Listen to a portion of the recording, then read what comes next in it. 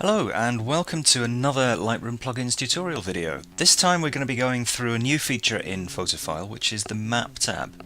So I have some photos here which are already geotagged, and I'm just going to tap on the little map symbol at the bottom of the page, and there we are in Paris. How wonderful! Geotagging is a fun thing you can do with photos, which some cameras will let you do just as is. Most of the time you need to get a separate GPS though, but it's not as difficult as it sounds. It lets you see on a map where you took the photos. It's just a fantastic way of visualizing your photos and how they relate to each other. So yeah, it's a fun thing to go and do. You should try it if you haven't done it. So in here you can see the same kind of things that we have in the grid tab. We have the list of collections and filters and things down the left. We've got all of the controls along the top for flagging and tagging and colouring and filtering and all that kind of thing. One difference here is that we have this little bar along the bottom which just contains thumbnails of each of the photos. The reason for that is that if you have photos which simply don't have a point on a map, then you still need to be able to place them.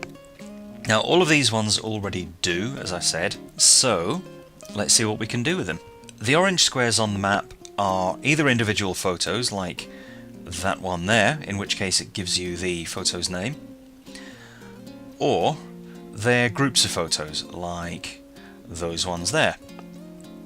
If there's too many photos within a small area, then it just gets cluttered if they're all displayed over each other, so it just groups them like that, and it will regroup them as you zoom in or zoom out. Now once you've tapped on one of these little squares, you get a pop-up which contains the photos which are in that area, and you can just swipe between it as you would expect. At the top of that little box we have a couple of bits of information. At the moment it's showing the timestamp and the lens that was in use for this photo, and I'd quite like to change that, so I'm just going to hold a tap on that information and then I can choose it. So let's say I want to know the... oh, I don't know, it doesn't matter just now. Camera model, you'll do. So instead of the lens, it's now showing the camera model. You can tap to select these, and you can see that the little number 8 beneath there has gone a slightly brighter shade of orange to show that some are selected. And you can just do select all, select none, and just tap anywhere else on the map to clear it. You can also tap on the bar at the bottom to select individual photos. And the final thing on selection is the visible button on the toolbar.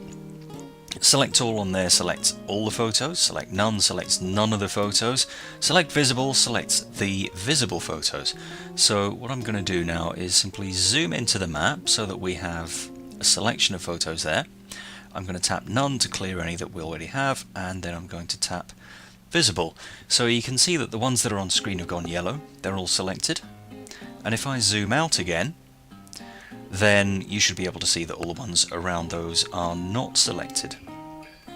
So that's a very easy way of getting to work with photos that are within a particular area. If you want to come back to a particular set of photos, then what we can do is, let's just zoom back in again, tap the action button, and you should see at the bottom there that we have two options for create region filter and create distance filter. The region filter simply works by taking the latitude, longitude values for the map as it's currently displayed, and it stores those as a filter which you can then save and come back to later. The other option is for a distance filter, which works in a very similar way, except that instead of saying the absolute boundary of the photos that you're interested in, it defines a center point and then a distance. So this is saying that it wants all photos which are closer than about 5.5 kilometers from a particular point. You can add these filters from the grid tab as well. If you tap on the point at the bottom, then you actually get a separate little map which shows you the radius and the center point.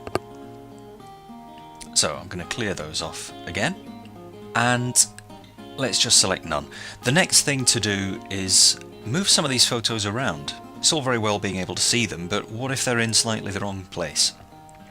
Well, let's try it. Let's just zoom in a little bit more. I'm going to select that single photo there, And then all I need to do to move that to somewhere else is tap on the yellow box beneath it and drag it around.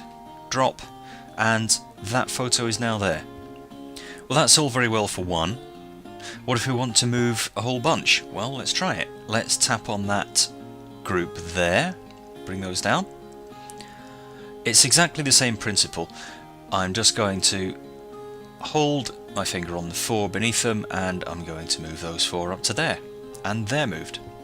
If you only want to move 1 or 2 photos out of a cluster of them like this, then you can simply tap on the box once to open up the photo list, and then pick one. And I'm going to leave that one, and I'm going to pick that one, and I'm going to leave that one. And now you just drag it as normal. The whole thing's moving, but that's okay, because you should be able to see now that it's separated. There's 2 where we started from, and the 2 that we picked have now been moved. You don't have to stick with one group at a time either. You can select as many photos on here as you like. So we already have 2 photos selected in that group. Let's take this one and let's move all 3 of them to there. So that's the Map tab. We've seen how to put your photos on it, how to view them on it. You can select them, you can do everything that you can from the Grid tab, except you can see where your photos actually were. It's a real fun thing to do. Go and have a try of it. Thanks for watching.